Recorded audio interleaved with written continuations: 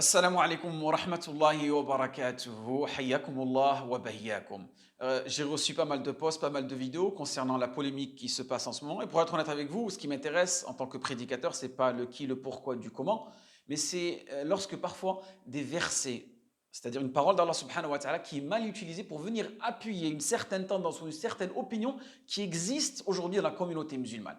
C'est-à-dire, lorsqu'on utilise le verset de la fornication dans le Coran, lorsqu'Allah subhanahu wa ta'ala nous parle de cela dans Surat An-Nur, certaines personnes ont une traduction trop littérale de ce verset, qui est dépourvue du sens, qui ne respecte ni les règles du tafsir, ni les règles de la langue arabe. Et ils te traduisent ce verset comme cela, que le fornicateur, d'accord, ne se mariera qu'avec une fornicatrice comme lui, d'accord.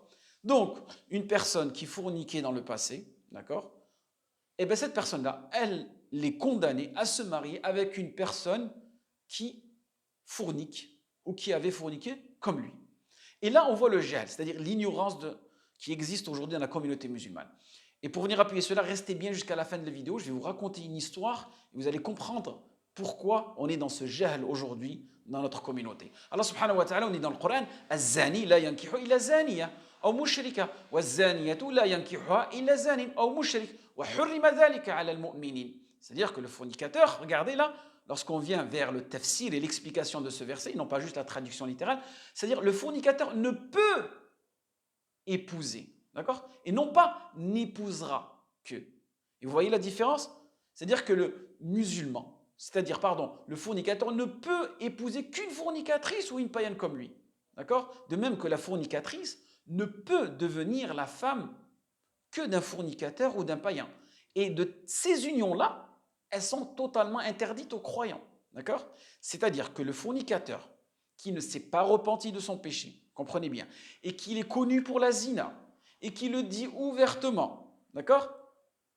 Ce genre de personne-là, admettons que moi je suis un wali, je suis le responsable, le tuteur de, de sa soi-disant future épouse, il m'est interdit de donner ma fille à cet homme-là. De la même façon que si une femme, elle est connue pour zina, il m'est interdit de laisser, par exemple, mon fils de se marier avec cette fille-là. D'accord? Et l'acte de mariage sera invalide. Et que si le juge sait cela, qu'il est au courant de cela, il doit refuser l'union de ces deux personnes. Mais si ces personnes-là, elles se repentent, d'accord? Ces personnes-là, elles passeront du statut de fornicateur au statut d'homme ou de femme vertueuse, d'accord? Il ne sera plus concerné par ce péché. Car Allah subhanahu wa ta'ala dit le fornicateur. D'accord? Donc là, c'est un article défini et non pas un fornicateur. Donc le fornicateur, c'est celui qui persiste dans ce péché et qui ne s'en est pas repenti. D'accord? Je vous donne un exemple. Une personne qui était mécréante. D'accord? Et alhamdulillah, elle s'est convertie, elle est devenue musulmane. On ne peut plus lui donner le statut de mécréante. On lui dit, t'es un mécréant, tu resteras mécréant toute ta vie. Non, il s'est converti. Son cœur a changé. D'accord? C'est toujours le même corps, la même personne, mais avec un nouveau cœur. Parfait? Et il en est de même pour le fornicateur. C'est pour ça que je conseille aux personnes qui sont tombées dans ce péché, d'accord? Il ne faut pas qu'il y ait cette incompréhension-là, d'accord?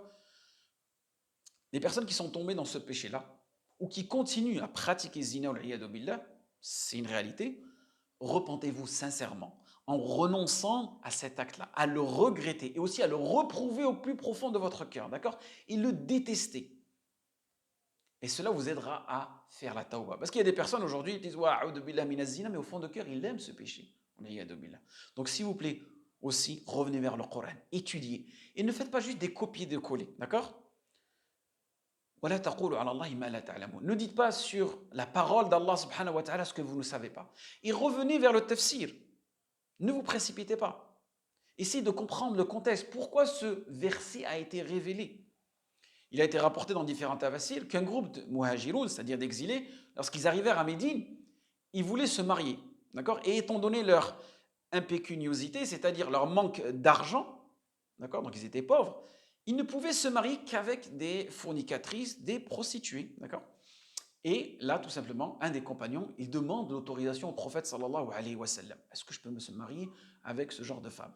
Et là, le verset est descendu. Az-zani la yankihu illa zaniya. D'accord? Et il est aussi rapporté de la part de Abdullah ibn Amr, et c'est aussi ce que nous rapporte l'imam al-Qurtubi dans son tafsir, qu'une femme du nom de Mahzoul, qui était une fornicatrice, donc connue, d'accord? Donc c'était une prostituée, quoi. Elle proposait à celui qui voulait l'épouser qu'elle s'occuperait de lui financièrement. Mais en contrepartie, son futur mari devra la laisser pratiquer la prostitution. Et une personne, parmi les compagnons, fut intéressée par cette proposition-là, d'accord? Donc il demande l'autorisation au prophète sallallahu alayhi wa sallam. Et là, le verset fut révélé. Az-zani la yankihu illa zaniya. Le fornicateur ne peut se marier qu'avec une fornicatrice. Lui, le sahabi, c'est pas un fornicateur, mais elle est toujours dans cet état-là. Donc il est interdit de les unir. Et il a été aussi rapporté par Cheikh Mohammed Abdel Wahhab, rahimahullah, lorsqu'il enseignait le tawhid à ses élèves. Un de ses élèves se leva et dit, Ya Cheikh, on pourrait changer un peu de sujet, toujours du tawhid, ça commence à peser sur nous. Est-ce qu'on pourrait faire un peu de fiqh? D'accord? Et là, le cheikh lui dit, ça n'endort, on verra, Inch'Allah. Je vous tiendrai au courant de l'évolution des cours. Donc, le lendemain, les élèves, ils remarquent que le cheikh, il est mahboum, c'est-à-dire il est préoccupé. Ils lui disent, Ya Cheikh, ma bik ya Cheikh, qu'avez-vous? Le cheikh leur dit, j'ai entendu que dans notre village, donc Dar'iya, un monsieur hier a égorgé un coq devant la porte de sa nouvelle maison. Là, vous allez me dire, mais où est le mal? Peut-être que voilà, c'est une tradition chez eux, non? Barakallahu fikoum. Sachez que dans la Jahiliya, jusqu'à maintenant, il y a des personnes qui font ça. Les gens, avant d'entrer dans une nouvelle maison, ils ont cette croyance-là. Ils égorgent un animal pour que les djinns, les shayatines, soi-disant, ne touchent pas cette maison-là et qu'ils soient préservés de leur mal.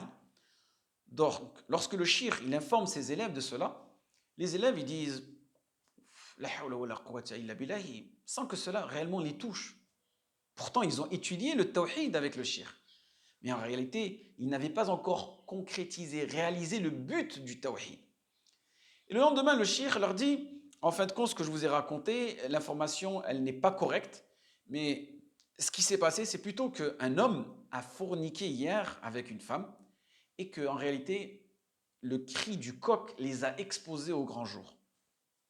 فهنا ثار الطلبة وانفعلوا وقالوا لا بد أن ننكر هذا الأمر كيف يكون ذلك نعوذ بالله من الخذلان. Et là, les élèves ont été touchés par cette histoire. Et on dit, il faut blâmer ces gens-là. C'est honteux, il faut faire quelque chose. فقال لهم الشيخ رحمه الله عجيب أمركم والله تثيرون من أجل كبيرة من الكبائر ولا تثيرون لأمر الشرك بالله. هات كتاب التوحيد نقرأه مرة أخرى. Vous êtes touché au plus profond de vous-même lorsqu'on vous parle d'un grand péché qui a été commis, d'accord? Mais lorsque le polythéisme, le shirk, qui est encore beaucoup plus grave que les kaba'ir, est commis, cela ne vous touche en rien. Donnez-moi le livre de Tawhid, on va réétudier le Tawhid. Je vois que vous n'avez pas encore concrétisé le Tawhid.